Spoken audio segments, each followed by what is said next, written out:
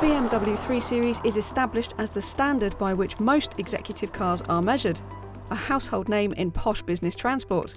You would expect good things then from a plug-in hybrid version.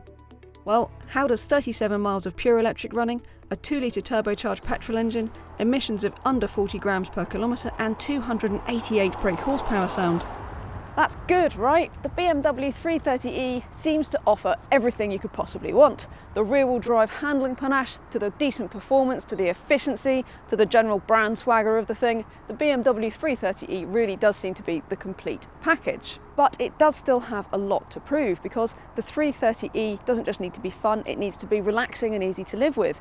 And it needs to be efficient even when those batteries are out of power, when you're relying on that 2-litre petrol engine alone.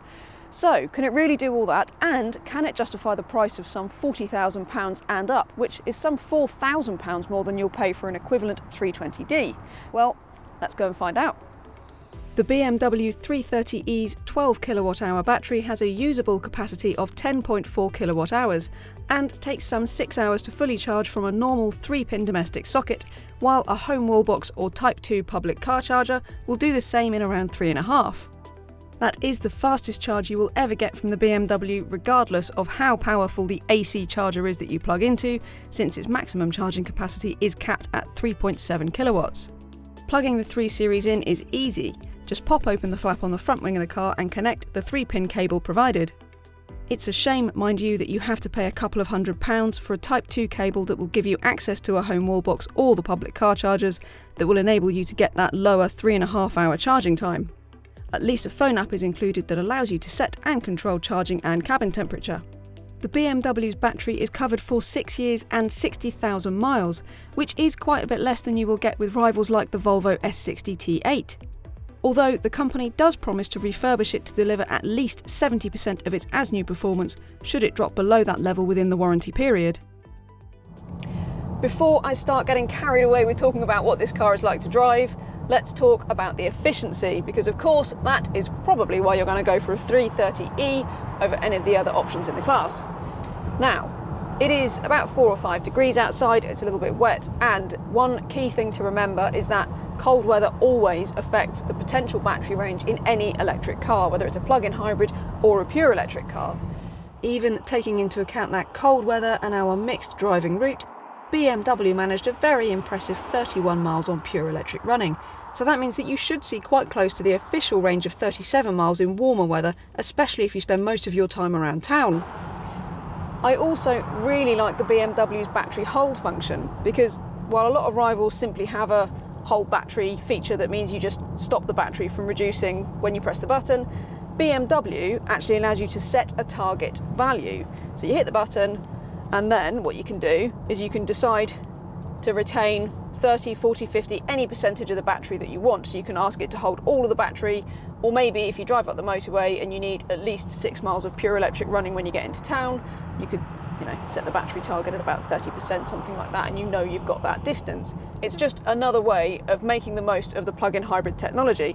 Of course, you can forget all about that and just get in the car, stick it in hybrid mode, and let the car decide what's the most efficient way of juggling the electric and petrol power. That too is a perfectly effective way of making the most of the technology. Just plug it in regularly and you're going to be getting a really economical car. Not only that, but this 2-litre turbocharged petrol engine in the BMW is one of the more efficient petrol options in the plug-in hybrid class. So it's doing, if you're completely out of battery juice, then you're doing around about 40 mpg in the BMW. That's quite a bit better, I reckon, than you're going to get from something like a Volvo S60, but there is a diesel plug-in hybrid Mercedes C-Class, which of course will do better than that when it comes to fuel economy. It is also one of the best to drive because 288 brake horsepower in total from this powertrain, 111 of that, by the way, comes from the electric motor, all going to the rear wheels, and it is lovely to drive. It's got that pointed, nicely poised, quite meaty steering, but there's just a very textural, engaging feel to the way this car goes down the road that you don't really get in any of its rivals. It's comfortable too, so even on the 18-inch alloys and M Sport suspension of this test car, there's no optional suspension or anything, it actually rides really well. It doesn't fidget too much, there's nothing jarring about it, it's just really well controlled, so I think BMW have done a great job. All in, It's really efficient and it's really great to drive. The 3 Series interior is a really solid feeling place, and it's very logically laid out too. It's very easy to use. I do wish that M Sport steering wheels weren't quite so fat, and I have a pet hate of the manual seat adjustment in the BMWs because it's really clunky, so it's a shame that electric seat adjustment and even adjustable lumbar support are optional on the 330e, regardless of which trim you go for. It's also a shame that adaptive cruise control and keyless entry aren't included, given that this is an executive car.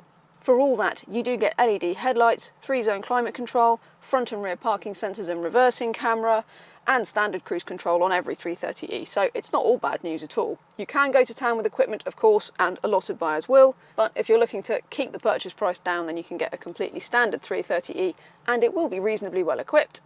Not only that, but you do get this 10-inch touchscreen as standard, which is great. Notably, you don't get this included as standard on lower spec standard 3 Series, so that's one up to the 330e. You can control it with this rotary dial, or you can use it as a touchscreen, and it is one of the best systems out there in terms of its usability. The system includes just about all of the functionality you could want, including sat-nav, charger search function, and the convenience of a rotary controller and voice control, as well as that touchscreen. This remains the best infotainment system in the class. The 3 Series is comfortable for 2 adults in the back, although a middle occupant will be a little squeezed, and alternatives like the Volvo S60 or Audi A4 offer a touch more headroom. The boot is an adequate size, but you lose a little space to the batteries in the 330e, and although you do get some underfloor storage, it's not quite enough to easily stow both cables. You have to really shove them in. Still, some storage is better than no storage at all. Split folding seats are standard on all but the base spec 330e, on which you have to add a £900 pack to get them. If boot space is a priority for you, you'll be pleased to know that there is an estate version of the 330e joining the range in 2020. The 3 Series isn't the most practical of the plug-in hybrid saloons, and it's a shame that you really can get carried away with the equipment. It's a little bit of a minefield in that respect. But for all that, it is so good to drive. The infotainment and cabin is so great, and it is about as efficient as a petrol plug-in hybrid saloon gets. So while the competition is closer than ever to the BMW 330e, this does still remain the best of the bunch. Head to DrivingElectric.com for all of the electric and hybrid car advice, news and reviews you could possibly want, and check us out on Twitter, Facebook and Instagram. While you're here, don't forget to hit subscribe on our YouTube channel.